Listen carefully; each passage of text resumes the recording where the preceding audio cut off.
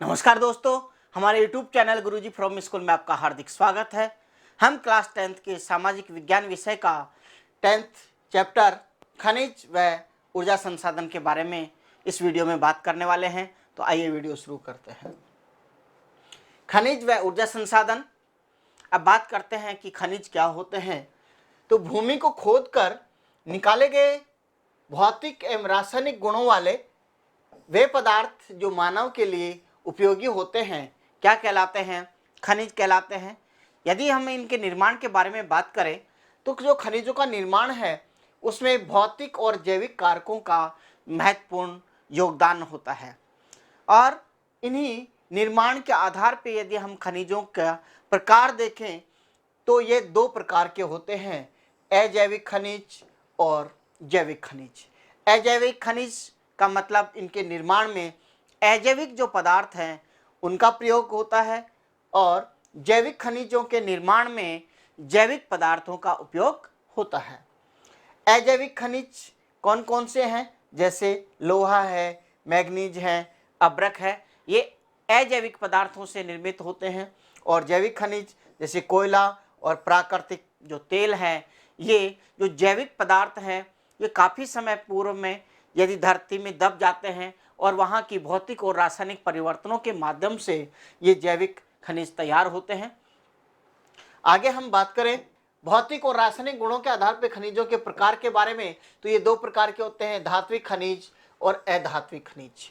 धात्विक खनिज का मतलब इसमें धातु का अंश पाया जाता है। अब धातु क्या होती है कि ऐसे पदार्थ जिनको पीटने पे चद्दर बनाई जा सकती है, ये उष्मा और विद्युत के सुचालक होते हैं और चमकीले होते हैं, ये सब क्या कहलाते हैं? धातु कहलाती है। और ये लौह तत्व के आधार पे ये धात्विक खनिज है, इनको भी दो प्रकार से बांटा जा सकता है, लौह धातु खनिज और अलोह धातु खनिज। लौह धातु खनिज का मतलब इसमें लौह जो तत्व है ये पाया जाता है, जैसे लौह अयस्क, क्रोमाइट, पाइराइट, टंगस्टन और कोबाल्ट, इसलिए इनको क्या कहा जाता है? लौह धातु खनिज। और अलोह धातु खनिज जिनमें लौह तत्व नहीं पाया जाता हो तो क्या कहलाएगा? अलोह धातु खनिज, जैसे सोना, चांदी, तांबा, जस्ता, बॉक्साइट, टिन और मैग्नीशियम, ये क्या कहलाएंगे?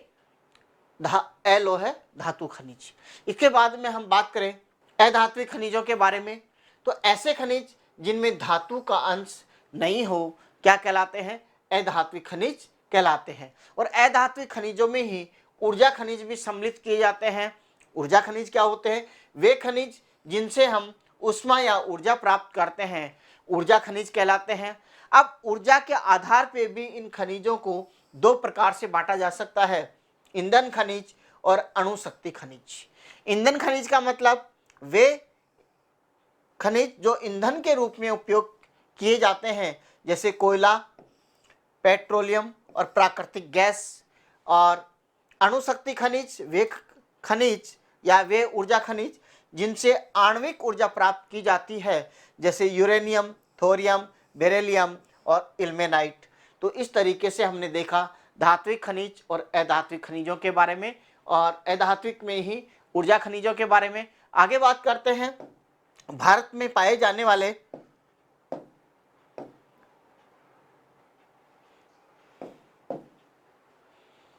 खनिजों के बारे में कि भारत में जो खनिज संसाधन की दृष्टि से भारत एक संपन्न देश है। यहाँ पे खनिजों की कोई कमी नहीं है, जितनी आवश्यकता है वो पर्याप्त मात्रा में है, इसलिए संपन्न देश है। और देश के जो कुल खनिज भंडार है उसका 96% जो खनिज है वो अपने यहाँ पे अरावली पर्वतीय क्षेत्र, ब्रह्मपुत्र घाटी, प्रायद्वीपीय पठारी भाग, हिमालय क्षेत्र और दक्षिण जो तटीय प्रदेश है यहाँ पर पाए जाते हैं। और भारत में धातु और अधातु दोनों प्रकार के लगभग 100 खनिज पाए जाते हैं और इनमें से भी 52 अधात्विक, 10 धात्विक, 23 सूक्ष्म खनिज जो निर्माण सामग्री के लिए काम में ले जाते हैं और 4 ईंधन खनिज, कुल मिला के होते हैं 89। और ये सबसे इम्पोर्टेंट खनिज माने जाते हैं। और खनिजों के वितरण का आधार हम देखें, उनके आधार पे हम भारत ये जो भूमि है इसको 5 भागों में बांट सकते हैं। तो सबसे पहले बात करते हैं हम उत्तरी पूर्वी प्रायद्वीपीय पेटी। इनके बारे में अपन 2 बातें प्रमुखतः याद रखेंगे। एक तो यहाँ पे कौन कौन से धात्विक खनिज, मतलब धात्विक भी हो सकता है, अधात्विक भी हो सकता है, लेकिन कौन कौन से खनिज कहाँ पे पाए जाते हैं, और दूसरा इनका विस्तार। ये 2 मुख्य बातें हैं जिनके बारे में आप अच्छे से याद करें। तो सबसे पहले बात कर रहे हैं अपन उत्तर पूर्वी प्रायद्वीपीय पेटी। यहाँ पे ये आपको हल्का सा मार्क ब्लू कलर में दिखाई दे रहा है। ये जो विस्तारित जो क्षेत्र है ये कहलाता है उत्तर पूर्वी प्रायद्वीपीय पेटी, और ये खनिजों की दृष्टि से सबसे समृद्ध खनिज पेटी है। दूसरी बात करें, इसका विस्तार हम देखें तो ये छोटा नागपुर का पठार और उड़ीसा का पठार तक विस्तृत है। और इसमें कौन कौन से खनिज पाए जाते हैं उनकी हम बात करें तो यहाँ पे लोहा एस्क, कोयला, मैग्नीज, अब्रक, बॉक्साइट और तांबा ये यहाँ पे पाए जाते हैं। दूसरी पेटी की बात करें तो ये है मध्य पेटी। जो दूसरी यहाँ पे आप मध्य भारत में यहाँ पे आपको दिखाई दे रही होगी, ये भारत की दूसरी सबसे समृद्ध खनिज पेटी है। और इसका जो विस्तार है ये भी छत्तीसगढ़, मध्य प्रदेश, आंध्र प्रदेश और महाराष्ट्र में पाया जाता है। इस खनिजों की हम बात करें तो इसमें भी लोहा एस्क, कोयला, मैग्नीज, अब्रक, बॉक्साइट, चूना पत्थर और संगमरमर यहाँ पे ये खनिज मुख्यतः पाए जाते हैं। और तीसरी पेटी की बात करें हम दक्षिण पेटी, यहाँ पे आपको दिखाई दे रही होगी इसमें मैप में। इसके यदि विस्तार की हम बात करें तो ये कर्नाटक पठार और तमिलनाडु उच्च भूमि तक विस्तृत है। और खनिजों की हम बात करें तो यहाँ पे भी लोहा एस्क और बॉक्साइट के भंडार विशेषतः पाए जाते हैं। इसके अलावा चौथी जो पेटी है इसका नाम है दक्षिण पश्चिम पेटी, यहाँ पे आपको दिखाई दे रहा होगा मैप में। और इसका जो विस्तार है ये कर्नाटक और गोवा में है। और यहाँ पे खनिजों की हम बात करें तो यहाँ पे भी लोहा एस्क, गार्नेट और मृत्तिका मतलब क्ले के उन्नत निक्षेप हैं, मतलब यहाँ पे बहुत मात्रा में पाई जाते हैं। इसके अलावा पांचवी पेटी यह है उत्तर पश्चिमी पेटी। यहाँ पे आपको ग्रीन कलर में हल्का सा ये राजस्थान और गुजरात में जहाँ पे आपको दिखाई दे रही होगी। तो और ये राजस्थान और गुजरात के जो अरावली पर्वतमाला का जो क्षेत्र है यहाँ पे तो इसका विस्तार है। अब खनिजों की हम बात करें तो इसमें अलोह धात्विक खनिजों के भंडार हैं, जिसमें ताम्र, सीसा, जस्ता, अब्रक, बहुमूल्य पत्थर, जिप्सम, मैग्नीज, नमक आदि पाए जाते हैं। इन्हीं के साथ में यहाँ पे ऊर्जा खनिज, पेट्रोलियम के भी भंडार पाए जाते हैं। इस तरीके से हमने देखा भारत में पाए जाने वाले खनिज पेटियाँ और खनिजों के जो प्रकार हैं उनके बारे में। अब नेक्स्ट भारत के प्रमुख खनिज जो अपने सिलेबस के अकॉर्डिंग जो खनिज दे रखे हैं उन्हीं के बारे में हम अध्ययन करेंगे। तो उनमें है लोहा एस्क, तांबा, बॉक्साइट, सीसा व जस्ता और अब्रक, ये अपने यहाँ पे खनिज दे रखे हैं। इसके अलावा ऊर्जा खनिज की हम बात करें तो कोयला और पेट्रोलियम पदार्थ।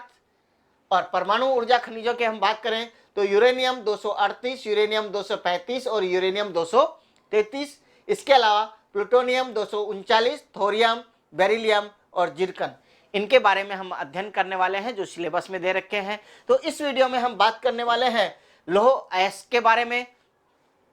तो यहाँ पे लौह अयस्क की हम बात करें तो यह औद्योगिक अर्थव्यवस्था का आधार स्तंभ माना जाता है। क्यों है भाई आधार स्तंभ? ऐसा इसलिए है क्योंकि जितनी भी औद्योगिक इंडस्ट्रीज हैं या जो भी मशीनरीज है वो सारी लोहे के बिना नहीं बन सकती हैं, और इसीलिए इसको कहा जाता है औद्योगिक अर्थव्यवस्था का आधार स्तंभ। आप घरों में भी देखेंगे जो भी मशीनरी है वो सारे लोहे के द्वारा बनती है। आपको कोई इंफ्रास्ट्रक्चर जैसे मान लो कोई पुल बनाना है, कोई बिल्डिंग बनानी है, उसमें भी लोहे की ज़रूरत पड़ेगी। इसके अलावा तमाम जो अपने जीवन की ज़रूरतें हैं उनसे संबंधित जो मशीनरी है उन सभी में लोहे का प्रयोग किया जाता है, इसीलिए इसको औद्योगिक अर्थव्यवस्था का आधार स्तंभ कहा जाता है। और इसके ये जो प्राप्ति है ये होती है आग्नेय चट्टानों से। आपने साइंस में पढ़ा होगा चट्टानें 3 प्रकार की होती हैं, और उनमें सबसे पहले हम बात करें तो आग्नेय चट्टानों के बारे में हम अध्ययन करते हैं। मतलब ये लावे से निर्मित चट्टानें होती हैं जिनमें जीवाश्म नहीं पाए जाते हैं, लेकिन ये लोहा तत्व जो या अपने धातुएं जो कहें वो पर्याप्त मात्रा में हमको यहाँ से मिल जाती है।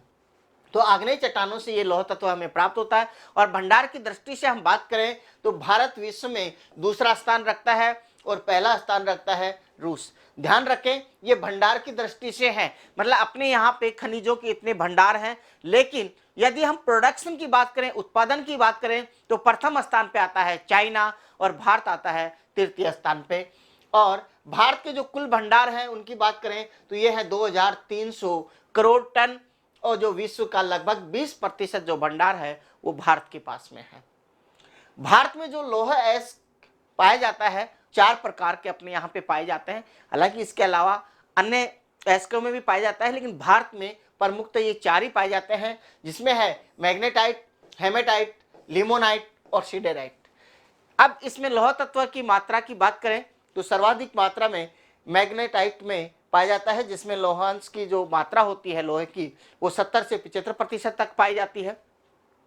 भारत में इसके जो भंडार हैं वो लगभग 8% है। और हेमेटाइट, इसमें लौहांश की मात्रा मैग्नेटाइट की तुलना में तो कम पाई जाती है, लगभग 60 से 70%, और इसके लेकिन भारत में जो भंडार हैं वो सर्वाधिक हैं, कितने, 85%। इसके अलावा लिमोनाइट और सिडेराइट की हम बात करें तो इनके भारत में भंडार हैं वो बहुत कम है, और इनसे लौह तत्व भी कम मात्रा में ही पाए जाते हैं, लगभग 7% भंडार भारत में पाए जाते हैं। इनके अलावा हम बात करें कि भारत में कौन कौन से राज्य हैं जहाँ पे हमें लौह अयस्क की प्राप्ति होती है, तो यहाँ पे भारत में उड़ीसा, छत्तीसगढ़, झारखंड, कर्नाटक और गोवा, ये 5 प्रमुख स्टेट हैं। हालांकि इसके अलावा अन्य राज्य, जैसे हम बात करें राजस्थान की बात करें, महाराष्ट्र की बात करें, आंध्र प्रदेश, तेलंगाना, यहाँ पे भी पाए जाते हैं, लेकिन प्रमुखतः हम 5 जो स्टेट हैं इनके बारे में हम बात करने वाले हैं।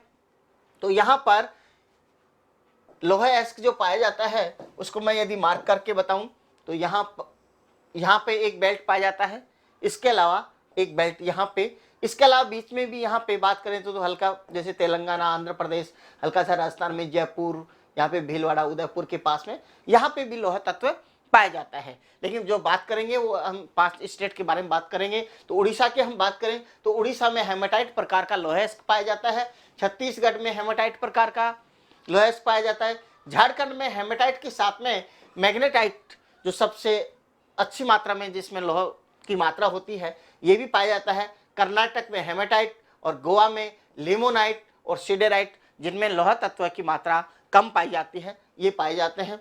अब सबसे पहले स्टेट वाइज यदि हम इनकी बात करें तो सबसे पहले बात करते हैं उड़ीसा स्टेट की। तो उड़ीसा स्टेट के अंदर लौह का जो उत्पादन है वो लगभग 22% उत्पादन होता है, और ये अपना दूसरा स्थान रखता है। पहला ध्यान रखें, कर्नाटक का उत्पादन में प्रथम स्थान है, द्वितीय स्थान किसका है, उड़ीसा का। तो यहाँ पे आपको बगल में आपको उड़ीसा का मैप दिखाई दे रहा है, आप अपने जो मैप में देख सकते हैं। यहाँ पे मैं पूरे भारत के मैप में आप उड़ीसा देख लीजिए, और उड़ीसा का मैंने डिस्ट्रिक्ट वाइज मैप लिया है जिससे आपको अच्छे से समझ में आए। तो यहाँ पे ये उड़ीसा के जब मैप पे हम बात करें तो यहाँ पे लौह अयस्क कहाँ कहाँ पाया जाता है, तो इसके जो जिले हैं मयूरभंज यहाँ पे आपको मिल जाएगा इसमें, और यहाँ पे जो खदान पाई जाती हैं उनमें प्रमुख है गुरु महिषिनी, सुलाईपात और बादाम पहाड़। इसके अलावा बात करें क्योंझर यहाँ पे, और इसमें बांसपानी, ठकुरानी और किरुबुरु के नाम से खदानें पाई जाती हैं, या कहें लौह अयस्क के क्षेत्र पाए जाते हैं। इसके अलावा सुंदरगढ़, कटक और कोरापुट, यहाँ पे ये सुंदरगढ़ है, यहाँ पर ये कटक है, और यहाँ पे ये कोरापुट है। यहाँ पर भी लौह अयस्क की खानें पाई जाती हैं। यहाँ पे जितना भी लौह अयस्क उत्पादन किया जाता है उसको यहाँ पे उड़ीसा में ही, यहाँ पर ये जो महानदी है उसके लास्ट जो मुहाना है यहाँ पे बंदरगाह है जिसका नाम है पारादीप, और आंध्र प्रदेश में यहाँ पे गोदावरी नदी के मुहाने पे एक बंदरगाह है जिसका नाम है विशाखापट्टनम। इन दोनों बंदरगाहों के माध्यम से यहाँ का जितना भी लौह अयस्क प्राप्त होता है हमें वह क्या कर दिया जाता है, निर्यात कर दिया जाता है, या तो हम जापान को करते हैं या अन्य देशों को यहाँ से निर्यात कर दिया जाता है। आगे हम नेक्स्ट स्टेट की हम बात करें तो बात करेंगे छत्तीसगढ़ की। छत्तीसगढ़ ये लौह उत्पादन में तीसरा स्थान रखता है। प्रथम किसका, कर्नाटक का, दूसरा देखा उड़ीसा का, और तीसरा स्थान जो किसका है लौह उत्पादन में, छत्तीसगढ़ का। और देश में लौह उत्पादन ये लगभग 20% उत्पादन करता है। और भंडार की हम बात करें तो 18% भंडार जो है लोहे अयस्क के वो छत्तीसगढ़ में प्रेजेंट है। यहाँ पे भी जो लोहे अयस्क हमें प्राप्त होता है वो हेमेटाइट प्रकार का प्राप्त होता है। और यदि लोहे अयस्क के जो भंडार हैं उनकी हम बात करें तो यहाँ पे बिलासपुर, दुर्ग और राजनांदगांव, यहाँ पे आपको मैप दिखाई दे रहा है। इसमें हम देखें तो यहाँ पे आपको मिलेगा बिलासपुर, फिर मिलेगा दुर्ग, इसके अलावा राजनांदगांव, यहाँ पे आपका राजनांदगांव आ गया। फिर ये बेलाडीला जो क्षेत्र है ये दांतेवाड़ा डिस्ट्रिक्ट में पड़ता है, यहाँ पे ये दांतेवाड़ा। और यहाँ पर ये जो क्षेत्र है यहाँ पर लोहे अयस्क हमें प्राप्त होता है बेलाडीला से। और ये जो खान है या ये जो क्षेत्र है ये एशिया की सबसे बड़ी खान है। कौन सी? यहाँ पे दांतेवाड़ा के अंदर बेलाडीला जो क्षेत्र है ये एशिया की सबसे बड़ी लोहे अयस्क की खान है। इसके अलावा अन्य जो क्षेत्रों की हम बात करें तो ये दल्ली राजहरा क्षेत्र ये पड़ता है बालोद में, बालोद आपका मिल जाएगा यहाँ पे इसमें। और जगदलपुर ये बस्तर जिले में पड़ता है। राव घाट क्षेत्र ये कांकेर और नारायणपुर, ये कांकेर जिला और ये नारायणपुर जो जिला है ये दोनों में ही विस्तारित है। इसके अलावा यहाँ पे जो प्राप्त होते हैं हमें लोहे अयस्क, इसका जो शोधन है वो भिलाई कारखाने में किया जाता है। जो भिलाई यहाँ पे रायपुर से लगभग 30 किलोमीटर दूर यहाँ पे भिलाई कारखाना है जिसमें लोहे अयस्क का शोधन किया जाता है। और इसके अलावा जो शेष जो लोहे अयस्क बच जाता है उसको विशाखापट्टनम जो बंदरगाह है जो यहाँ पे आंध्र प्रदेश में पड़ता है, इस जगह पे आपने पिछले मैप में भी देखा होगा पिछली स्लाइड में, तो यहाँ से क्या कर दिया जाता है शेष लोहे अयस्क को निर्यात कर दिया जाता है। नेक्स्ट स्टेट की हम बात करें झारखंड, और ये देश का 5वां बड़ा उत्पादक राज्य है। 5वां बड़ा उत्पादक राज्य है तो पहला कौन सा? कर्नाटक, दूसरा उड़ीसा, तीसरा छत्तीसगढ़, चौथा आता है गोवा और 5वें नंबर पे आता है अपना झारखंड। तो यह देश में कौन सा स्थान रखता है? 5वां बड़ा उत्पादक राज्य है। और देश में लोहा उत्पादन का लगभग 14% ये प्रोडक्शन करता है। देश के लोहे अयस्क का जब भंडार की हम बात करें तो यहाँ पे लगभग 25% भंडार है। और यहाँ पे हेमेटाइट के साथ साथ में मैग्नेटाइट प्रकार का जो लोहे अयस्क है ये भी प्राप्त होता है। और यदि प्राप्ति स्थलों की हम बात करें तो यहाँ पे पलामू में डाल्टन जो क्षेत्र है, डाल्टनगंज क्षेत्र, यहाँ पे पलामू जिला है और यहाँ पे डाल्टनगंज लिखा हुआ है, यहाँ पे आप देख सकते हैं मैप में। इस क्षेत्र से हमें लोहे अयस्क प्राप्त होता है। इसके अलावा हम बात करें पश्चिमी सिंहभूमि, यहाँ पे ये जो जिला है यहाँ पर वेस्ट सिंहभूमि, यहाँ पे हमें कोटामातीबुरु भैया जिसका नाम नोआमुंडी भी है, गुआ, बुदुबुरु क्षेत्र और राजौरी बुरु क्षेत्र, यहाँ से भी हमें लोहे अयस्क की प्राप्ति होती है। यहाँ से लोहे अयस्क की प्राप्ति होती है। यहाँ से जो लोहे अयस्क हमें प्राप्त होता है वो शोधन के लिए पश्चिम बंगाल में कुल्टी और बर्नपुर जो स्थान है यहाँ पे जो कारखाने हैं यहाँ पे भेज दिया जाता है। और सबसे पहले हम बात करें तो भारत में सबसे पहले लोहे अयस्क का जो खनन प्रारंभ हुआ था वह इसी स्टेट झारखंड से ही प्रारंभ हुआ था। नेक्स्ट स्टेट की हम बात करें तो आता है गोवा। गोवा के अंदर लोहे अयस्क ये चौथा बड़ा उत्पादक राज्य है, चौथा बड़ा उत्पादक राज्य है। और लोहे अयस्क का जो भंडार की हम बात करें तो लगभग 11% भंडार यहाँ पे गोवा में है। यहाँ पे लोहे अयस्क जो हमें प्राप्त होता है वो होता है लिमोनाइट और सीडराइट प्रकार का, किसके साथ में? मैग्नीज के साथ में मिश्रित अवस्था में हमें मिलता है।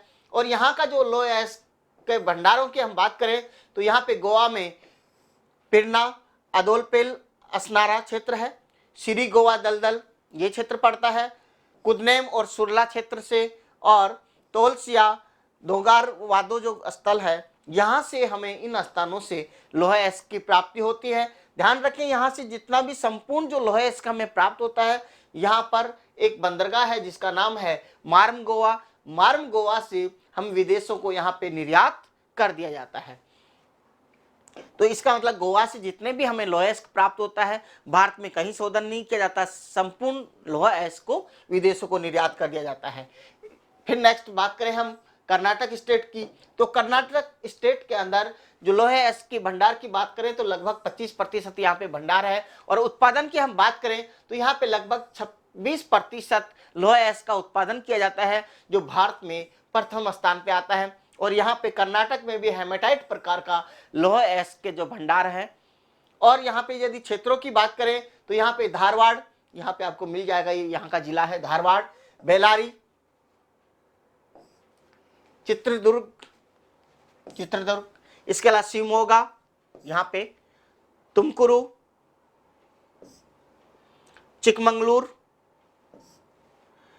चिकमंगलूर के अंदर यहाँ पे बाबा बुदन की पहाड़ी, केमनगुड़ी, कुद्रेमुख, ये जो है ये प्रमुख यहाँ की खाने हैं जहाँ से लोहा अयस्क प्राप्त किया जाता है, प्रसिद्ध खाने हैं यहाँ की। और यहाँ का जितना भी लोहा अयस्क है वो कहाँ भेज दिया जाता है? भद्रावती, जो शिवमोगा के कर्नाटक जो है, यहाँ पे शिवमोगा फैक्ट्री है उसमें भेज दिया जाता है। इसके अलावा विजयनगर, वल्लारी कर्नाटक, यहाँ पे जो वल्लारी डिस्ट्रिक्ट है, यहाँ पे विजयनगर के अंदर यहाँ पे कारखाना है, वहाँ पे भेज दिया जाता है। और इनके अलावा जो 5 स्टेटों की बात करें, इसके अलावा हम बात करें कहाँ से लोहा अयस्क प्राप्त होता है, तो उनमें प्रमुख है फिर आंध्र प्रदेश, तेलंगाना, तमिलनाडु, अपना राजस्थान और हरियाणा। राजस्थान की बात करें तो राजस्थान में उदयपुर, जयपुर, भीलवाड़ा और अलवर से लोहा अयस्क की प्राप्ति होती है। और हरियाणा की बात करें तो महेंद्रगढ़ से हमें लोहा अयस्क की प्राप्त होती है, लोहा अयस्क प्राप्त होता है। इस तरीके से हमने भारत के जो सबसे प्रमुख खनिज हैं वो लोहा अयस्क, उसके बारे में बात की कि कौन कौन से स्टेट जो हैं या राज्य हैं जो प्रमुख इसके उत्पादक हैं। भारत में यदि हम तांबे की बात करें तो भारत में तांबा धारवाड़ और अरावली क्षेत्र की जो कायांतरित चट्टानें हैं उनमें सल्फाइट व चारका पायराइट जो अयस्क है इसके रूप में मिलता है। पहले ये जान लेते हैं कि धारवाड़ और अरावली क्षेत्र की कायांतरित चट्टानें हैं वो क्या हैं। कि यहाँ पे राजस्थान में आपने देखा होगा, यहाँ पे अरावली पर्वतमाला है इस तरीके से, तो अरावली पर्वतमाला का क्षेत्र। दूसरा धारवाड़ यहाँ पे कर्नाटक में एक जिला है जिसका नाम है धारवाड़। तो यहाँ पे जो चट्टानें पाई जाती हैं क्योंकि बहुत अधिक मात्रा में मिलती है, और वैसी ही चट्टानें अब भारत में चाहे कहीं पर भी प्राप्त हो, हम किस नाम से जानेंगे? धारवाड़ के नाम से ही जानते हैं, क्योंकि यहाँ पे अधिक मात्रा में होने के कारण उन चट्टानों को धारवाड़ जो जिला है इसी के नाम पे उनका नाम रख दिया गया, उन चट्टानों का नाम रख दिया धारवाड़ चट्टानें। तो यहाँ पे धारवाड़ चट्टानें और जो अरावली क्षेत्र की जो कायांतरित चट्टानें हैं, यहाँ पे सल्फाइट और चारका पायराइट जो ये अयस्क है इसके रूप में हमें तांबा प्राप्त होता है। इसके उपयोग की बात करें तो आप सब लोग जानते हैं, हम घरों में जो विद्युत वायर्स जो काम में लेते हैं वो तांबे के बने होते हैं। जो बर्तन होते हैं बहुत सारे वो हमें तांबे के प्राप्त होते हैं या तांबे के बनाते हैं। और इसके अलावा भी प्रशीतलक जो होता है, बर्तन मशीनरी उद्योग, इन सब में तांबे का उपयोग किया जाता है। अब भारत में इनके प्राप्ति स्थल की यदि हम बात करें तो प्रथम स्थान पे आता है मध्य प्रदेश। और मध्य प्रदेश में 2 स्थल हैं, बालाघाट और बैतूल। यहाँ पे आप मैप में देख सकते हैं, यहाँ पे आपको मिलेगा बालाघाट और यहाँ पे मिलेगा बैतूल। तो इन दोनों ही स्थानों से हमें तांबा जो है वो प्राप्त होता है। और द्वितीय स्थान पे आता है हमारा राजस्थान। राजस्थान में झुंझुनू, अलवर, राजसमंद, भीलवाड़ा, उदयपुर, मतलब अरावली पर्वतमाला का ये जो पूरा क्षेत्र आ गया, यहाँ पे भी हमें तांबा प्राप्त होता है। जो हमारा राजस्थान पूरे भारत में तांबे उत्पादन में द्वितीय स्थान रखता है और प्रथम स्थान कौन रखता है? मध्य प्रदेश बात। इसके अलावा हम बात करें झारखंड ये तांबा उत्पादन में तृतीय स्थान रखता है।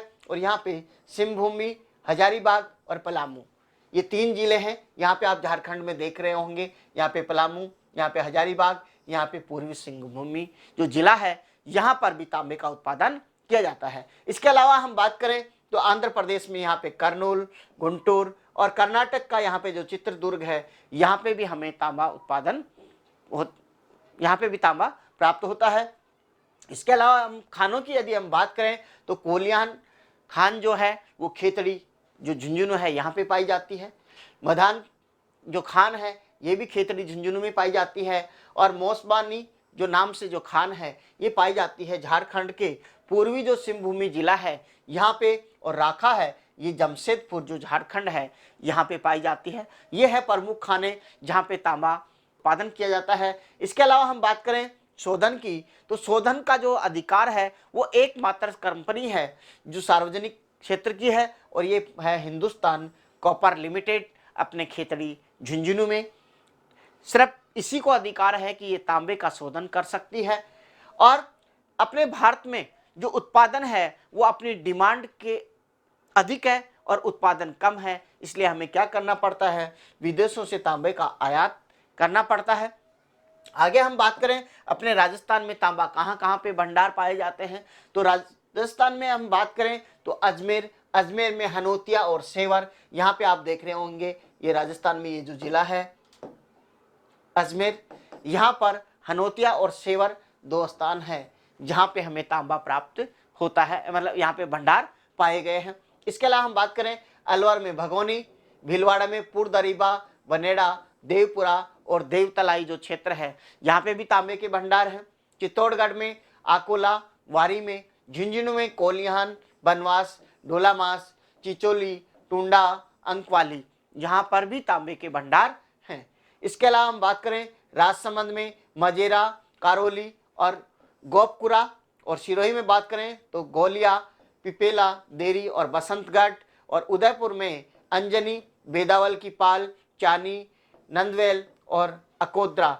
यहाँ पे आप ये स्थल बता देता हूँ कहाँ पे, ये हो गया अजमेर, यहाँ पर ये झुंझुनू, यहाँ पर ये है अलवर, यहाँ पे भीलवाड़ा, ये राजसमंद, ये उदयपुर, और ये बात करें हम सिरोही, वही अरावली का पूरा क्षेत्र आप देख पा रहे होंगे। ये पूरा क्षेत्र किसका आ गया, अरावली पर्वतमाला का। तो यहाँ पे हमें तांबे के भंडार प्राप्त हुए हैं। सबसे अधिक जो भंडार प्राप्त हुए वो कहाँ पे, अपने झुंझुनू में, जहाँ पे आप देख रहे होंगे जो यहाँ पे जो मात्रा दे रखी है ये लाख मीट्रिक टन में है, और सर्वाधिक कहाँ पर है, यहीं पे झुंझुनू में 105 लाख मीट्रिक टन जो है यहाँ पे तांबा हमें प्राप्त के भंडार प्राप्त हुए हैं।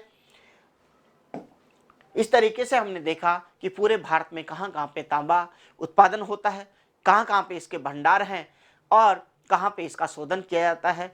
बॉक्साइट की बात करें तो ये अयस्क जो है इससे हम एल्यूमिनियम प्राप्त करते हैं, और एल्यूमिनियम के जब हम उपयोग की बात करें तो जैसा कि आप सब लोग जानते भी हैं कि जो विद्युत है, मशीनरी उद्योग है और बर्तन है, तो इन उद्योगों के अंदर एल्यूमिनियम काम में लिया जाता है। जैसा कि आप देखते हैं कि जो भी अपने घरों तक जो लाइट की या मतलब विद्युत की जो लाइनें आ रही हैं उन पे जो तार लगे हुए हैं वो किसके लगे होते हैं, एल्यूमिनियम के लगे होते हैं। इसके अलावा हम देखें जो हमारे घरों में जो बर्तन होते हैं उनमें एल्यूमिनियम का यूज होता है, और आजकल तो जो हम बिल्डिंग्स बनाते हैं उनके अंदर खिड़की दरवाजे भी एल्यूमिनियम के बनाने लग गए। तो इस तरीके से एल्यूमिनियम का जो उपयोग है वो दिनों दिन बढ़ता जा रहा है और बहुत सारे क्षेत्रों में इसका उपयोग हो रहा है। आगे हम बात करें यदि इसके भंडार की, तो यदि विश्व स्तर पर हम बात करें तो भारत पूरे विश्व में 5वां बड़ा राष्ट्र है जहाँ पे ये एल्यूमिनियम का जो अयस्क है बॉक्साइट वह पाया जाता है। अब ये बात करें कि 5वां स्थान है तो प्रथम कौन है, इसके बारे में बता देता हूँ मैं आपको। हालांकि अपने सिलेबस में नहीं है लेकिन कुछ बातें हमें पता होनी चाहिए उसके बावजूद भी, कि जो बॉक्साइट का जो भंडार है वह पूरे विश्व में सर्वाधिक ऑस्ट्रेलिया में पाया जाता है। सेकंड स्थान पे ब्राज़ील आता है, थर्ड पे चाइना, और फोर्थ स्थान पे यदि आप दक्षिण अमेरिका के अंदर देखेंगे तो ब्राज़ील के ऊपर ही आपको एक देश मिलेगा गुयाना, वहाँ पे, और 5वां स्थान अपना भारत का आता है। इसके आगे बात करें कि भारत में कहाँ कहाँ पे हमें बॉक्साइट प्राप्त होता है, तो भारत में धारवाड़ और विंध्याचल क्रम की जो लावा चट्टानें हैं वहाँ पे हमें बॉक्साइट प्राप्त होता है। यदि स्टेट वाइज हम बात करें तो उड़ीसा जो है ये भारत का जितना भी बॉक्साइट उत्पादन होता है लगभग उसका 50% अकेला ये स्टेट है उड़ीसा जो इसका उत्पादन करता है। या ये कह सकते हैं कि उड़ीसा भारत में बॉक्साइट उत्पादन में प्रथम स्थान पे है। और उड़ीसा में कौन से स्थान है जहाँ पे बॉक्साइट का उत्पादन किया जाता है, तो ये देखें आप कालाहांडी और कोरापुट जो ये जिले हैं यहाँ पर बॉक्साइट का उत्पादन किया जाता है। इसके अलावा बात करें सेकंड स्थान पे आता है गुजरात। गुजरात में कच्छ, खेड़ा, जामनगर और जूनागढ़ ये जो जिले हैं यहाँ पे बॉक्साइट का उत्पादन किया जाता है। नेक्स्ट हम बात करें तो थर्ड स्थान पे आता है हमारा झारखंड, और झारखंड में रांची, लोहरदगा, पलामू और गुमला ये जो जिले हैं यहाँ पे बॉक्साइट निकाला जाता है। इसके बाद बात करें मध्य प्रदेश में, तो मध्य प्रदेश में यहाँ पे बालाघाट, जबलपुर और कटनी, यहाँ से भी बॉक्साइट निकाला जाता है। इसके बाद में हम बात करें छत्तीसगढ़ में, तो छत्तीसगढ़ में बिलासपुर, रायगढ़ और ये जो सरगुजा है, ये जो जिले हैं यहाँ पे बॉक्साइट का उत्पादन किया जाता है। नेक्स्ट हम बात करें महाराष्ट्र में यहाँ पे पुणे, रत्नागिरी और कोल्हापुर, इनके अलावा अन्य स्टेट्स की हम बात करें तो यहाँ पे गोवा, कर्नाटक और तमिलनाडु, यहाँ पर भी बॉक्साइट निकाला जाता है। आज देश में जितना भी बॉक्साइट उत्पादित होता है उसको 80% तो क्या काम में ले लेते हैं, हम एल्यूमिनियम बना लेते हैं, और जो उतना भी एल्यूमिनियम फिर हमारे पास परिशोधित करते हैं उसका 60% मात्रा तो भारत में उपयोग हो जाती है। बाकी जो शेष बचता है हमारे पास उसका हम यूरोपियन देश और खाड़ी देशों को निर्यात कर देते हैं।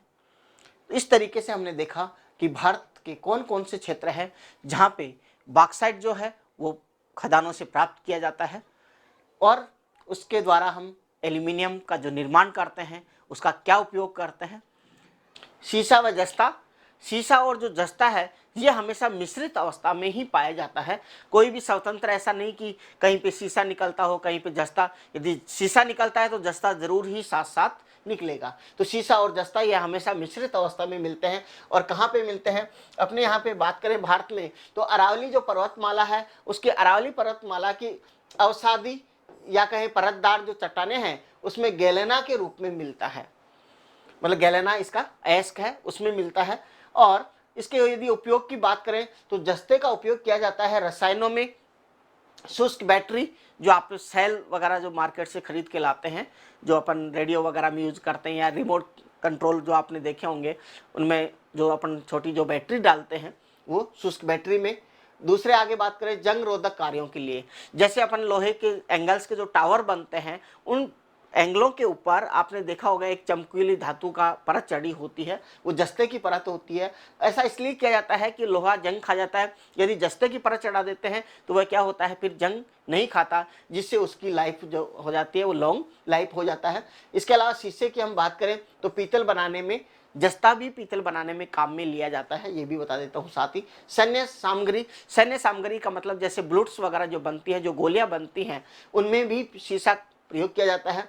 रेल इंजन्स और कार बैटरी, कार के अंदर जो आपने बैटरियां देखी हैं बाइक वगैरह में भी होती हैं, उस बैटरी की ही मैं बात कर रहा हूँ। आप ऐसे नहीं सोचे कि सर ने सिर्फ कार बैटरी लिखा है, आपको अच्छे से समझ में आए। वैसे इसको साइंस की भाषा में शीशा संचायक सेल भी कहा जाता है, तो उसी को बात कर रहा हूँ। कार बैटरी उसमें प्रयोग किया जाता है।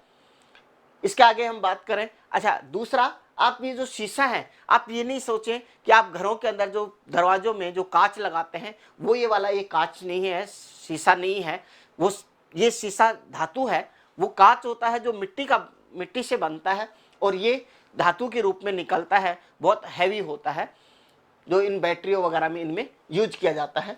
आगे बात करें शीशा और जस्ते के यदि भंडार और उत्पादन से संबंधित बात करें तो सर्वाधिक मात्रा में जो उत्पादन होता है इसका राजस्थान में ये होता है। तो राजस्थान, तमिलनाडु, आंध्र प्रदेश और उत्तर प्रदेश, यहाँ पे आप मैप में देख पा रहे हैं, यहाँ पे राजस्थान, ये उत्तर प्रदेश, यहाँ पे आंध्र प्रदेश और तमिलनाडु।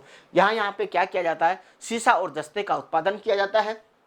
राजस्थान में विशेषतः हम बात करें तो उदयपुर, चित्तौड़गढ़ और भीलवाड़ा, और यहाँ पे आप मैप में देख लीजिए भीलवाड़ा, इधर राजसमंद, उदयपुर और चित्तौड़गढ़, यहाँ पे प्रमुख ये शीशा और जस्ता का उत्पादन की खाने हैं यहाँ पे राजस्थान में। और बताया कि राजस्थान में ही सबसे ज़्यादा इसका उत्पादन होता है।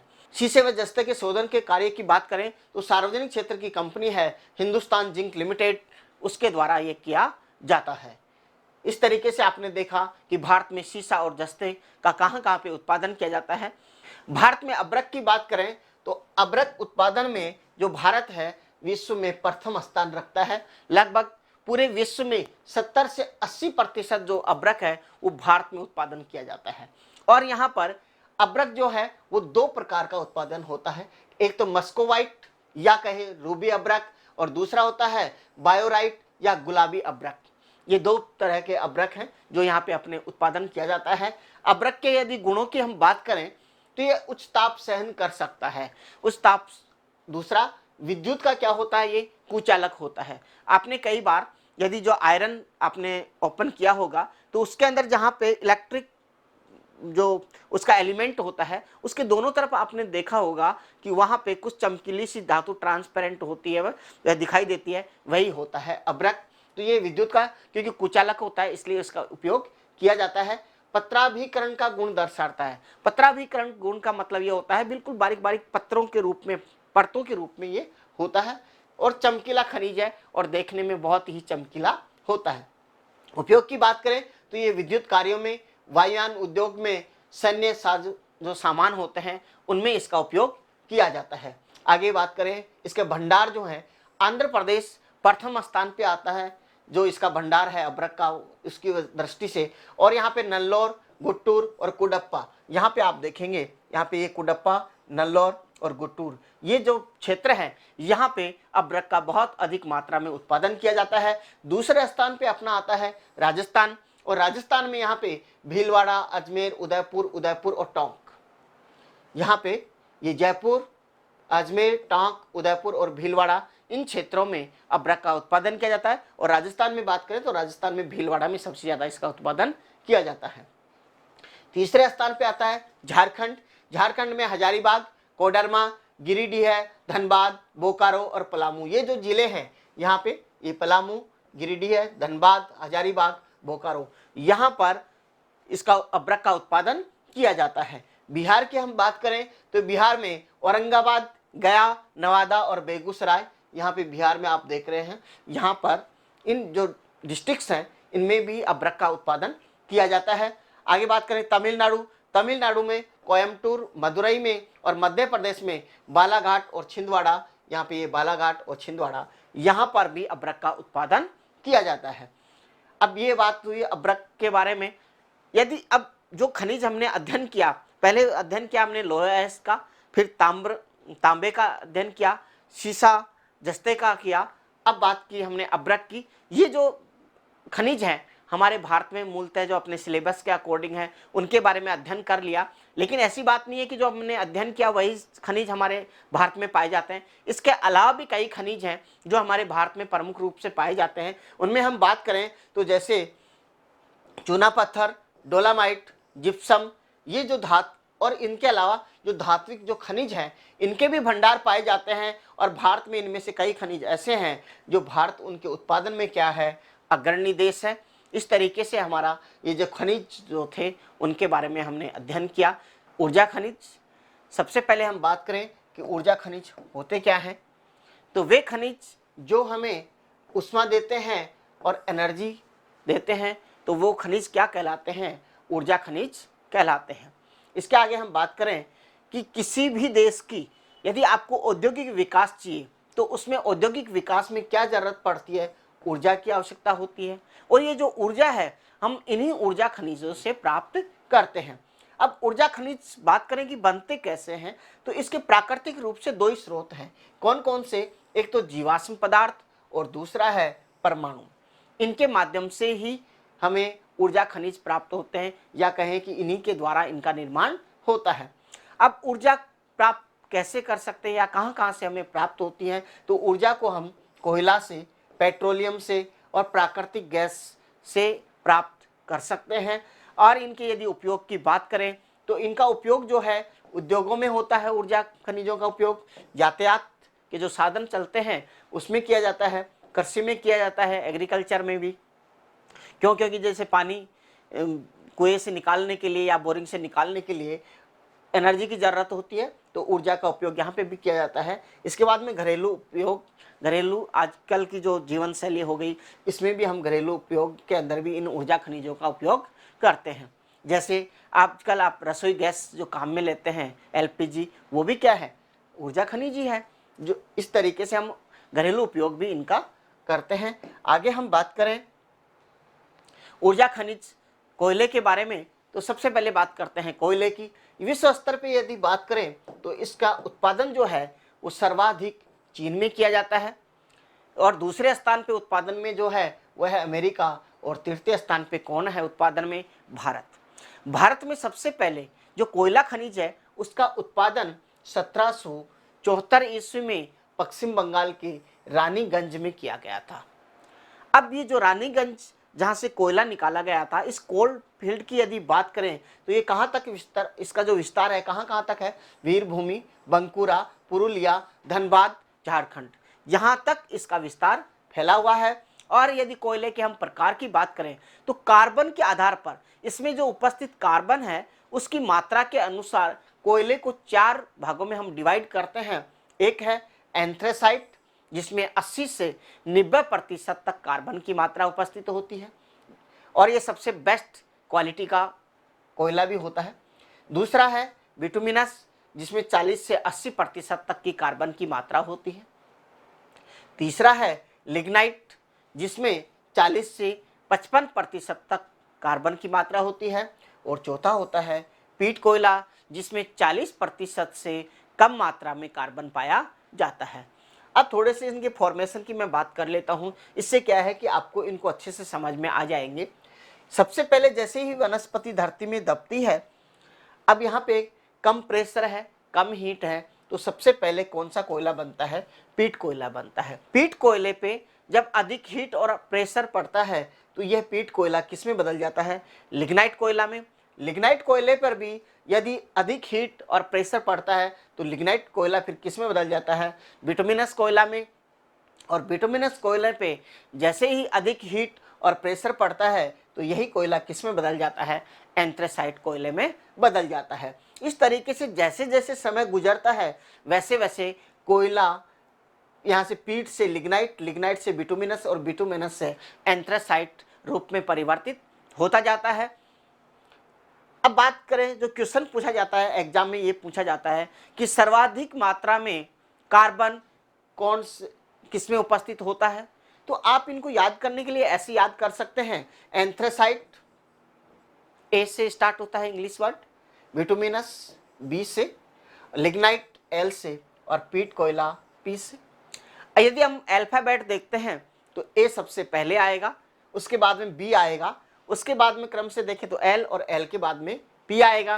तो कार्बन की मात्रा भी आप ऐसे ही याद रख सकते हैं कि सबसे पहले जो आएगा ए, इसमें सर्वाधिक मात्रा में कार्बन, सेकंड नंबर पे बी, तो इस कोयले के अंदर इसकी तुलना में थोड़ी कम, मतलब या कहें कि सेकंड स्थान पे आएगी कार्बन की मात्रा, इसमें लिग्नाइट पे थर्ड स्थान पे, और पीट जो कोयला है इसमें सबसे कम मात्रा में कार्बन उपस्थित होता है। तो इस तरीके से आपने देखा कि ए बी एल पी, इस तरीके से आप कार्बन की मात्रा के अकॉर्डिंग इनकी रैंक याद कर सकते हैं। इसके आगे हम बात करें इसके उत्पादन की, भारत में कि कोयला कहाँ कहाँ पे उत्पादन किया जाता है। तो भारत में जितना भी कोयला उत्पादन किया जाता है या जितने भी भंडार हैं, उसके भंडार के तो 98.5% जो भंडार है वो, और 99% जो कोयला उत्पादन है वो सारा का सारा कहाँ से किया जाता है, ये जो गोंडवाना कालीन जो अवसादी चट्टान है उनसे प्राप्त किया जाता है। अब ये कहाँ पर स्थित है, ये बात करते हैं। भौगोलिक रूप से ये महानदी घाटी क्षेत्र, दामोदर नदी घाटी क्षेत्र, सोन नदी घाटी क्षेत्र, गोदावरी नदी घाटी, ब्राह्मणी नदी घाटी, इंद्रावती नदी घाटी, कोयला नदी घाटी और पंच नदी घाटी क्षेत्र में स्थित है। इनको इस तरीके से यहाँ पे जो आपको कोल फील्ड दिख रहे हैं, यहीं पे आपको मिलेगी महानदी, यहीं पे आती है आपको गोदावरी नदी, यहीं पर आती है आपकी दामोदर नदी, तो इस तरीके से, और सोन नदी भी यहीं पे आती है। तो ये जो फील्ड है, इसीलिए इन नदियों के आधार पे भी निश्चित किया गया है कि ये जो क्षेत्र है यहाँ पे कोयले का उत्पादन किया जाता है और यहाँ पर ही ये गोंडवाना कालीन जो अवसादी चट्टान है वो यहाँ पे स्थित है। इसके आगे हम बात करें, और यहाँ पे कौन सा कोयला प्राप्त किया जाता है, बिटुमिनस श्रेणी का कोयला प्राप्त किया जाता है जो 10 से 30 मीटर मोटी परत के अंदर जमा हुआ है। इसके आगे हम बात करें नेक्स्ट, भारत में कोयले के भंडार, उत्पादन और उत्पादन क्षेत्रों की। तो भारत में सर्वाधिक मात्रा में जो कोयला है वो कहाँ पे प्राप्त किया जाता है, झारखंड में, जहां भंडार तो कितना है 28%, और जो वर्तमान में उत्पादन किया जा रहा है वो किया जाता है 22%। ये झारखंड के कौन कौन से जिले हैं, जैसे झरिया, बोकारो, राजमहल, देवगढ़, डाल्टन जो क्षेत्र, ये जो जिले हैं यहाँ से कोयला निकाला जाता है। सेकंड स्थान पे है अपना ओडिशा, और ओडिशा पे 24% तो यहाँ पे है भंडार, और वर्तमान में 16% जो उत्पादन है वो यहीं से किया जाता है। और ओडिशा में कौन कौन से जिले हैं? डेक्कन, नाल, संबलपुर, तलचर, सुंदरगढ़ और ब्राह्मणी जो घाटी क्षेत्र है, यहाँ से ये कोयला उत्पादन किया जाता है।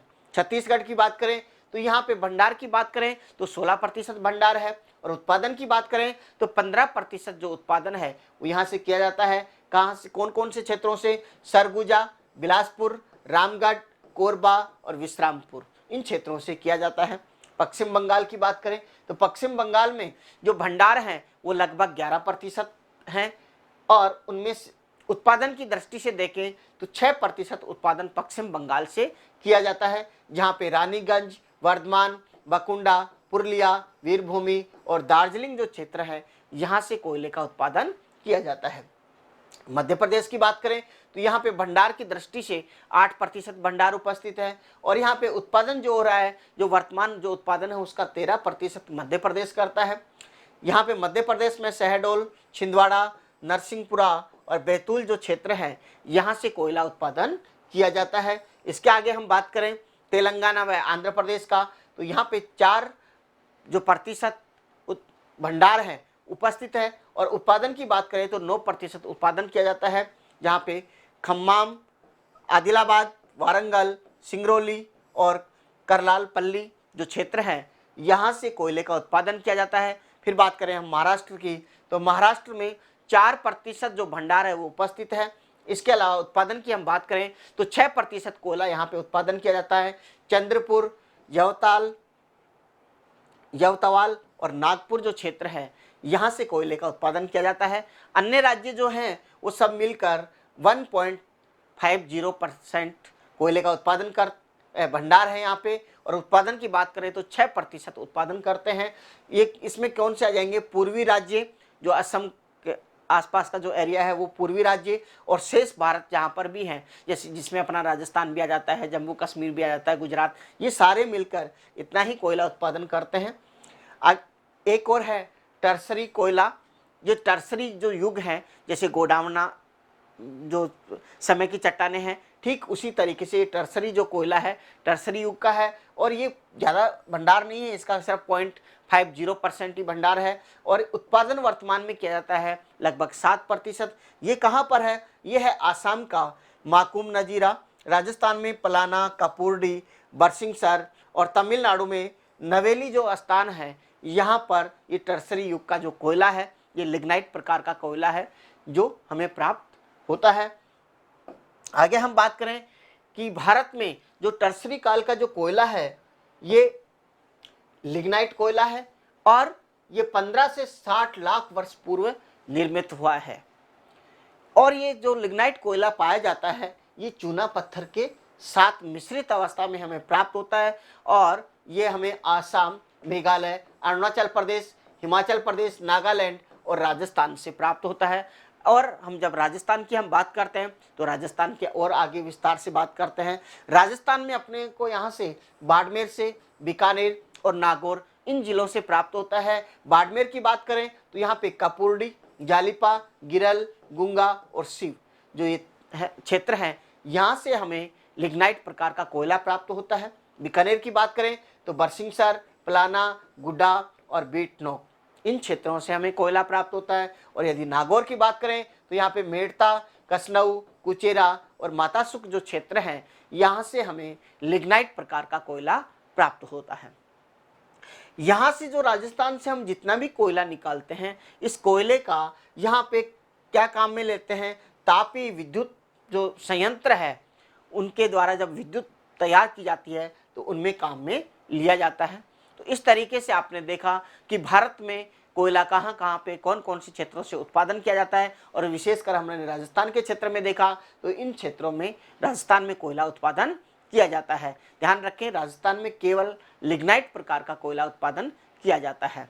पेट्रोलियम पदार्थ की हम बात करें तो वर्तमान में पूरे जो विश्व है उसमें कोई भी देश हो उसमें यातायात और जो औद्योगिक विकास है उसकी धुर्री है पेट्रोलियम पदार्थ। इसका मतलब यदि पेट्रोलियम पदार्थ नहीं है तो न तो आपका यातायात चल सकता है और न ही आपका औद्योगिक विकास हो सकता है। इसका मतलब इसके बगैर ये नहीं चल सकते, इसलिए इसको कहा गया है कि यातायात और औद्योगिक विकास की क्या है, धुरी है।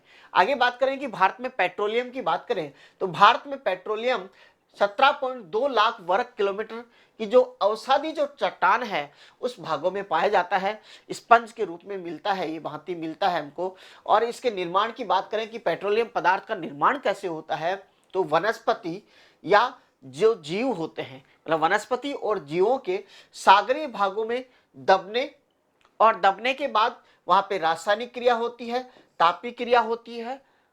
इनसे निर्मित होने वाला जो जीवाश्म खनिज तेल है वही क्या है, पेट्रोलियम है। और ये हमेशा प्राकृतिक गैस के नीचे मिलता है। इसका मतलब ये हुआ कि यदि पृथ्वी के अंदर की सतह में यदि कोई ऐसी इस तरीके से चट्टान है और इस चट्टान के नीचे यहाँ पे पेट्रोलियम पदार्थ है तो और इसके ऊपर हमेशा गैस पाई जाएगी। कौन सी, प्राकृतिक गैस जो है वो हमेशा ऊपर होगी यहाँ पे, और इसी के जस्ट नीचे यहाँ पर बात करें तो यहाँ पर क्या होगा, पेट्रोलियम पदार्थ। ये हमेशा इस तरीके से पाए जाते हैं, ऊपर प्राकृतिक गैस मिलेगी और नीचे पेट्रोलियम पदार्थ मिलते हैं। अब इसके उपयोग की हम यदि बात करें तो इसका उपयोग स्टार्ट में अपने बात ही यही की थी कि यातायात और औद्योगिक विकास जो है इसकी प्रमुख धुरी है, इसके बगैर इनका विकास संभव नहीं है। तो हम परिवहन और मशीनरी में उपयोग करते हैं इनका, पेट्रोलियम पदार्थों का। आगे हम बात करें कि भारत में पेट्रोलियम के भंडार कहाँ कहाँ पर है, कौन कौन से क्षेत्र हैं जहाँ पे पेट्रोलियम के भंडार हैं, उनकी यदि हम बात करें तो यहाँ पे आपको ये मैप दिखाई दे रहा है। यहाँ पर आसाम में, ये जो आसाम है यहाँ पर आपको ब्रह्मपुत्र घाटी का मतलब जहाँ जहाँ पे ब्रह्मपुत्र नदी जहाँ पे बह रही है वहाँ की जो घाटी है, तो यहाँ पर इसके अलावा यहाँ पे सुरमा एक नदी है, तो यहाँ पर ये सुरमा घाटी, तो ब्रह्मपुत्र घाटी और सुरमा घाटी इस जगह स्थान पे क्या है, पेट्रोलियम के भंडार हमें मिलेंगे। यहाँ पे इस मैप में मैं संकेत बता देता हूँ, जिस तरीके से ये मार्क हैं यहाँ पर आपको इस क्षेत्र में ये दिखा दे रहे होंगे, छोटे छोटे बॉक्स बने हुए हैं, ये ज्ञात वाणिज्यिक उत्पादक बेसिन है। मतलब यहाँ पर वर्तमान में ज्ञात है और पेट्रोलियम का उत्पादन किया जा रहा है। नेक्स्ट बात करें, इस तरीके से ये लाइनिंग वाला ये वाला जो पार्ट है ये, और यहाँ पर ये है चिन्हित वाणिज्यिक बेसिन, मतलब अपन ने चिन्हित कर दिया गया है कि यहाँ पे पेट्रोलियम है। तीसरी बात करें संभावित बेसिन, यहाँ पर ये गुजरात का ये वाला पार्ट और यहाँ पे ये पश्चिम बंगाल का जो पार्ट है, यहाँ को इस क्षेत्र को हमने संभावित बेसिन के रूप में चिन्हित कर दिया है। फिर है प्री कैम्ब्रियन आधार पे ये विवर्तनिक जो अवसाद है, कहाँ पर, ये वाला क्षेत्र जो आपको ये डॉट डॉट वाला दिखाई दे रहा होगा, ये हिमालय की तलहटी में ये जो पूरा क्षेत्र है यहाँ पे भी हम पेट्रोलियम मान के चलते हैं। इसके अलावा आर्थिक पेटी से गहरे सागरीय क्षेत्र में, अपने भारत की जो भूमि है इसके बाहर की तरफ जो सागर की आर्थिक क्षेत्र जो बना रखा है, इकोनॉमी जोन जो बना रखा है यहाँ पे सागर में, यहाँ पर भी पेट्रोलियम पदार्थ है। अब बात करें पश्चिम बंगाल में, तो पश्चिम बंगाल में जो सुंदरवन का ये जो डेल्टा का जो क्षेत्र है यहाँ पर भी पेट्रोलियम पदार्थ उपलब्ध है। उड़ीसा की बात करें तो ये पूर्वी जो तटीय प्रदेश है यहाँ पर, राजस्थान और सौराष्ट्र, राजस्थान में यहाँ पे ये जो पूरा पश्चिमी राजस्थान आप देख रहे हैं, बाड़मेर अपना और जैसलमेर, ये बीकानेर वाला ये जो पार्ट है गंगानगर तक का, यहाँ पे हमको पेट्रोलियम पदार्थ मिलते हैं। और सौराष्ट्र मतलब ये गुजरात वाला ये वाला पार्ट। तो सौराष्ट्र में बात करें आगे हिमालय की तराई भाग, हिमालय का ये जो तराई प्रदेश है यहाँ पर हमें पेट्रोलियम पदार्थ मिलते हैं। इसके अलावा उत्तरी और मध्य गुजरात, ये जो गुजरात का उत्तरी और मध्य जो गुजरात है यहाँ पर भी गोदावरी और कावेरी डेल्टा, यहाँ पे जो आप गोदावरी जो नदी है वो, और यहाँ पर कावेरी नदी, यहाँ पे जो डेल्टाई प्रदेश है यहाँ पर अपने को क्या मिलता है, पेट्रोलियम पदार्थ मिलता है। इसके अलावा अरब सागर में बॉम्बे हाई, जहाँ पे हमें तेल मिलता है या पेट्रोलियम पदार्थ मिल रहे हैं। इसके अलावा मुंबई बेसिन, जो मुंबई का जो बेसिन है यहाँ पर भी हमें पेट्रोलियम पदार्थ मिलता है। इसके आगे हम बात करें कि कौन कौन से क्षेत्र हैं जहां से ये जो अपने भारत में मैप में देखें कि कहां कहां पे हम तेल की उत्पादन कर रहे हैं, उसकी बात करें तो आसाम में, आसाम के अंदर यहाँ पे डिगबोई, लखीमपुर और हंसापुंग, बदरपुर मोरेन और मसीमपुर, पथरिया, नाहरकाटिया और हुजरीगंज जो क्षेत्र हैं, यहाँ पे पेट्रोलियम का उत्पादन किया जा रहा है। गुजरात में अंकलेश्वर क्षेत्र, लोनेन क्षेत्र, कलोल क्षेत्र, महसाना तथा अरब सागर में अलियाबेंट द्वीप क्षेत्र, अलियाबेंट द्वीप क्षेत्र और अंकलेश्वर यदि क्षेत्र आप देखना चाहते हैं तो यहाँ पे आपको गुजरात मैप में इस जगह पे मिलेगा। आगे हम बात करें महाराष्ट्र में, तो महाराष्ट्र में ये मुंबई से आगे यहाँ पर आपको मिल जाएगा बॉम्बे हाई, और जो वसई जो तटीय क्षेत्र है यहीं पे मुंबई के पास में, यहाँ पर मतलब पेट्रोलियम का उत्पादन होता है। राजस्थान में बात करें तो राजस्थान में यहाँ पे बीकानेर का क्षेत्र, ये अपना जैसलमेर और इधर बाड़मेर का जो एरिया है, यहाँ पर पेट्रोलियम उत्पादन किया जाता है। आंध्र प्रदेश में गोदावरी बेसिन में केलापुर और अमलापुर, यहाँ पे गोदावरी बेसिन आंध्र प्रदेश, यहाँ पे महाराष्ट्र से अब नदी निकल रही है और इस तरीके से यहाँ पे जा रही है। अभी अपन ने जब क्षेत्र की बात की थी तो उसमें भी कहा था यहाँ पे डेल्टाई जो प्रदेश है यहाँ पर, तो यहाँ पे कौन कौन से स्थानों पे, जैसे गोदावरी जो बेसिन है यहाँ पे, कैलापुर और अमलापुर जो स्थान है यहाँ पर हमको पेट्रोलियम मिलता है। तमिलनाडु की बात करें तो मदनम तट, नागपिट्टम और कोविकोलम, ये यहाँ का जो क्षेत्र है यहाँ पर हमें पेट्रोल मिलता है। राजस्थान में बात करें तो राजस्थान में पेट्रोलियम के भंडार बीकानेर, बाड़मेर, जैसलमेर और गंगानगर के जो 12 ब्लॉक हैं इनमें मिलता है। Jaisalmer block, Sanchore Gudamani block, Bikaner Nagaur block, Bikaner Ganganagar block में संचित भंडार हैं, पर्याप्त भंडार हैं यहाँ पे पेट्रोलियम के। साचौर और जो गुडामलानी ब्लॉक है यहाँ वाला, राजस्थान की हम बात करें तो इस एरिया में विदेशी कंपनी है, क्या नाम है, केरन इंडिया, उसने 91 कुएं खोदे हैं, इनमें से 12 कुओं में 2005 से व्यावसायिक उत्पादन शुरू कर दिया। इस तरीके से यहाँ पे राजस्थान में भी हमने पेट्रोलियम जो है उसका उत्पादन प्रारंभ कर दिया है। इस तरीके से आपने देखा कि भारत के जो पेट्रोलियम है कहाँ कहाँ पे उत्पादन किया जाता है उसके बारे में। लेकिन ये जो पेट्रोलियम उत्पादन करने के बाद में इसका क्या किया जाता है, जो कच्चा तेल निकलता है उसको देश की 24 बड़ी रिफाइनरीज है अपने यहाँ पर, उनको पाइपलाइन के माध्यम से क्या किया जाता है, भेज दिया जाता है। अब वो कहाँ कहाँ पर है थोड़ा देख लेते हैं। यहाँ पे मैप में आपको दिखाई दे रहे हैं कि यहाँ पर ये बठिंडा है, यहाँ पर पानीपत, मथुरा, इसके अलावा ये बोरल, फिर यहाँ पे कोयली,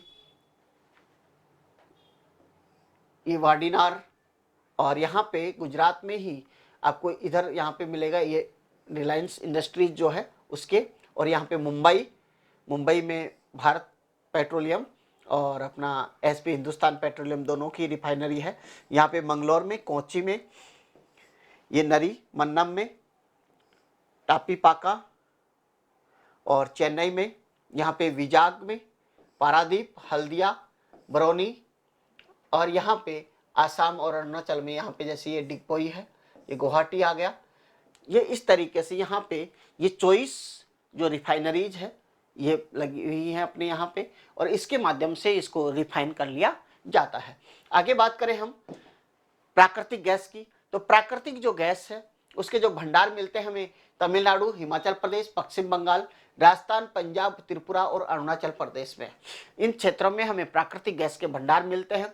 अब लेकिन ये प्राकृतिक गैस का जो भंडार मिलते हैं इसके जो देखरेख करने के लिए भारत सरकार ने एक संस्था बना रखी है जिसका नाम है भारतीय गैस प्राधिकरण।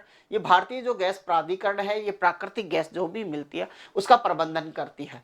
अब इसका जो वर्तमान में उत्पादन हो रहा है वो होता है महाराष्ट्र, गुजरात, आसाम और राजस्थान में इसका उत्पादन किया जा रहा है। इसका उपयोग जो किया जाता है वो 3 क्षेत्रों में किया जाता है। एक तो विद्युत उत्पादन में, जितनी भी प्राकृतिक गैस उत्पन्न होती है या उत्पादन होती है उसका लगभग 38% हिस्सा हम विद्युत उत्पादन में काम में लेते हैं। 33% हिस्सा हम उर्वरक निर्माण मतलब खाद का निर्माण में काम में लेते हैं, और जो शेष अपने पास प्राकृतिक गैस बचती है उसका हम उद्योगों में और रसोई गैस के रूप में काम में लेते हैं। इस तरीके से हमने देखा कि प्राकृतिक गैस का उपयोग भी कैसे करते हैं और कहां कहां से प्राप्त होती है। परमाणु ऊर्जा खनिजों के बारे में हम बात करें तो भारत में यूरेनियम 238, यूरेनियम 235, यूरेनियम 233, प्लूटोनियम 239 तथा थोरियम, बेरिलियम, जिरकन जो नामक खनिज है, इनका हम परमाणु ऊर्जा खनिजों के रूप में उपयोग करते हैं। अब बात करें कि इनसे ऊर्जा कितनी प्राप्त होती है, तो एक औंस जो यूरेनियम होता है उससे 100 मीट्रिक टन जो कोयला होता है उसके बराबर एनर्जी प्राप्त होती है। अब एक औंस यूरेनियम की मात्रा ग्राम में यदि कन्वर्ट करें तो एक औंस 28.35 ग्राम के इक्विवेलेंट होता है। और 100 मीट्रिक टन की बात करें तो ये 1 लाख किलोग्राम के बराबर होता है। इसका मतलब ये हुआ कि यदि हम 28.35 ग्राम यूरेनियम लें और उससे हमें जो एनर्जी प्राप्त होगी वो 1 लाख किलोग्राम जो कोयले से जो हमें एनर्जी प्राप्त होती है उसके इक्विवेलेंट प्राप्त होगी। तो आप सोच सकते हैं बहुत सूक्ष्म मात्रा में परमाणु ऊर्जा खनिज बहुत अधिक मात्रा में हमें एनर्जी देते हैं। आगे बात करें कि परमाणु जो ऊर्जा खनिजों के भंडार हैं वो भारत में कहां कहां पर हैं, तो यूरेनियम जो है वो धारवाड़ जो चट्टान है कहां पे, बिहार की सिंहभूमि में, वहां पर हमें प्राप्त होता है। राजस्थान में जहां जहां पे अभ्रक उत्पादित होता है वहां पर पैग्मेटाइट जो सेल है वहां पे मिलता है। केरल के जो समुद्र तटीय जो भाग है वहां पे मोनोजाइट जो चट्टान है वहां पर भी हमें यूरेनियम प्राप्त होता है। अन्य परमाणु ऊर्जा खनिज की बात करें जैसे थोरियम, तो थोरियम हमें केरल और बिहार से प्राप्त होता है। इल्मेनाइट हमें प्राप्त होता है केरल की जो बालू मिट्टी है उससे प्राप्त होता है। और बेरिलियम जो है वो राजस्थान, बिहार और आंध्र प्रदेश से हमें प्राप्त होता है। अब परमाणु ऊर्जा से जो एनर्जी मिलती है या इसके जो परमाणु ऊर्जा खनिजों के प्रबंधन के लिए भारत सरकार ने 1948 में परमाणु ऊर्जा आयोग का गठन किया। इस परमाणु ऊर्जा आयोग ने अब तक 22 परमाणु रिएक्टरों की स्थापना की है। आपकी बुक के अंदर 17 परमाणु रिएक्टर लिख रखे हैं, आप उसको संशोधित करके 22 परमाणु रिएक्टर कर लें, क्योंकि वर्तमान में जो संख्या है वह 22 हो गई है, वो आंकड़े पुराने हैं। और इन परमाणु रिएक्टरों के द्वारा देश में 6780 मेगावाट विद्युत का उत्पादन किया जा रहा है। आपकी बुक में यहाँ पे 4800 मेगावाट लिख रखा है, उसको भी आप संशोधित करके कितना कर लें, 6780 मेगावाट कर लीजिए। क्यों? क्योंकि जब परमाणु रिएक्टरों की संख्या बढ़ गई, यहाँ पे विद्युत का जो उत्पादन है उसकी भी संख्या बढ़ चुकी है। अब बात करें कि ये कहाँ कहाँ पर है, ये है यहाँ पे नरोना जो एटॉमिक पावर स्टेशन है, यहाँ पे 2 यूनिट लगे हुए हैं, मतलब 2 रिएक्टर हैं। राजस्थान में 6 रिएक्टर लगे हुए हैं। यहाँ पे काकरापार एटॉमिक पावर स्टेशन है, जहाँ पे 2 रिएक्टर लगे हुए हैं। तारापुर में 4, कैगा जो जनरेटिंग स्टेशन है यहाँ पे 4, और मद्रास जो एटॉमिक पावर स्टेशन है यहाँ पे 2 रिएक्टर लगे हुए हैं। और कुंडनकुलम जो न्यूक्लियर पावर स्टेशन है यहाँ पे 2 रिएक्टर लगे हुए हैं। इस तरीके से टोटल इनकी संख्या हो जाती है 22। तो इस तरीके से हमारे यहाँ पे 22 परमाणु रिएक्टर स्थापित किए जा चुके हैं, जिनसे हम विद्युत का उत्पादन कर रहे हैं। राजस्थान में खनिजों की हम बात करें तो राजस्थान को खनिजों का अजायब घर कहा जाता है। क्या कहा जाता है? राजस्थान में खनिजों का अजायब घर। ऐसा इसलिए कहा जाता है कि राजस्थान में बहुत अधिक मात्रा में खनिज मतलब संख्या की दृष्टि से पाए जाते हैं। हालांकि कुछ खनिज ऐसे भी हैं जिनमें राजस्थान अपना एकाधिकार भी रखता है। इस वजह से बहुत अधिक संख्या मात्रा में और कुछ खनिजों में एकाधिकार रखने के कारण अपने राजस्थान को खनिजों का अजायब घर कहा जाता है। मतलब बिल्कुल आश्चर्यजनक, ऐसा अजायब घर का मतलब बिल्कुल आश्चर्यजनक घर, या कहे वंडर करे, अपने आश्चर्य करे, इस तरीके से, इसलिए अपने राजस्थान को खनिजों का अजायब घर कहा गया है। राजस्थान में लगभग 79 प्रकार के खनिज मिलते हैं, जिनमें से 44 प्रकार के जो खनिज हैं वो प्रधान खनिज हैं, मतलब मुख्य खनिज है। 23 प्रकार के लघु खनिज है और 12 प्रकार के गौण खनिज पाए जाते हैं। इस तरीके से टोटल 79 प्रकार के खनिज अपने राजस्थान में मिलते हैं। राजस्थान में खनिजों की उपलब्धता के आधार पर हम बात करें भारत में, तो पूरे भारत में राजस्थान अपना तीसरा स्थान रखता है। प्रथम स्थान पे आता है मध्य प्रदेश, द्वितीय स्थान पे आता है छत्तीसगढ़ और तृतीय स्थान पे कौन? अपना राजस्थान आता है। अब राजस्थान के कुछ शहर ऐसे हैं जिनको वहां पर निकलने वाले खनिजों के आधार पर ही उसका नामकरण हो गया है या उसके नाम से जानने लग गए हैं। जैसे बात करें खेतड़ी नगर जो झुंझुनू में है, यहाँ पे तांबा सर्वाधिक मात्रा में निकलता है, इसलिए इसका नाम तांबा नगरी के नाम से जानने लग गए। और दूसरा बात करें मकराना जो नागौर जिले में पड़ता है, यहाँ पे संगमरमर अधिक मात्रा में निकलने के कारण इसको संगमरमर नगरी के नाम से ही जाना जाने लगा। और यदि ये बात करें कि राजस्थान में कौन कौन से खनिज हैं जो जिनमें राजस्थान एकाधिकार रखता है, तो वो है संगमरमर।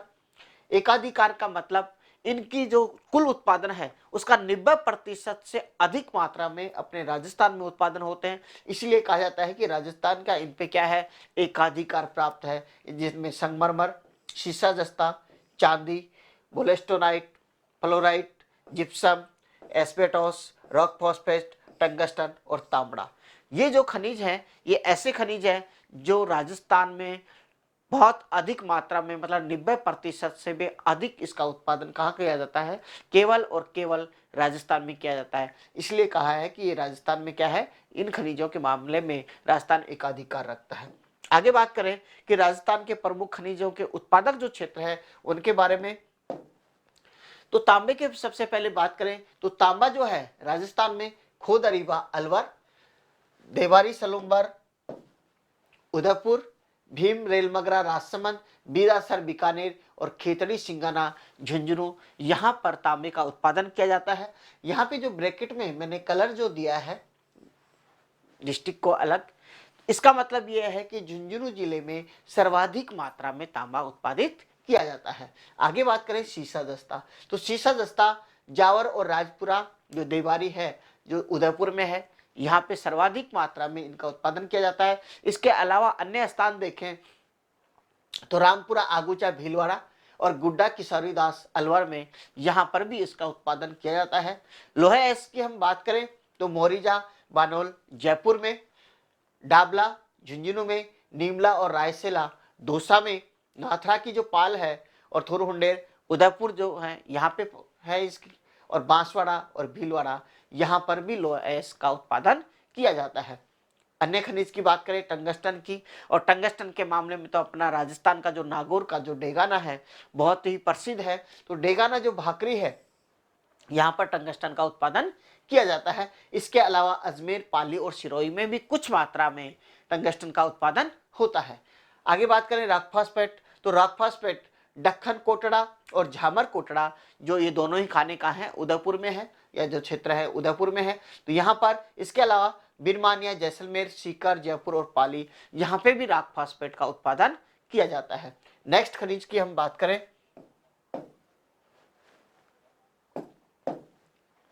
तो जिप्सम, जिप्सम जामसर, लूणकरणसर जो बीकानेर क्षेत्र में, यहाँ पे बीकानेर का जो एरिया आप देख पा रहे हैं, यहाँ पे गौठ, मांगलोद, नागौर में, मोहनगढ़ और नाचना जैसलमेर में, यहाँ पे जिप्सम का सर्वाधिक मात्रा में उत्पादन किया जाता है। और सबसे प्रमुख है मांगलोद, नागौर जिले में जिप्सम सर्वाधिक मात्रा में उत्पादित की जाती है।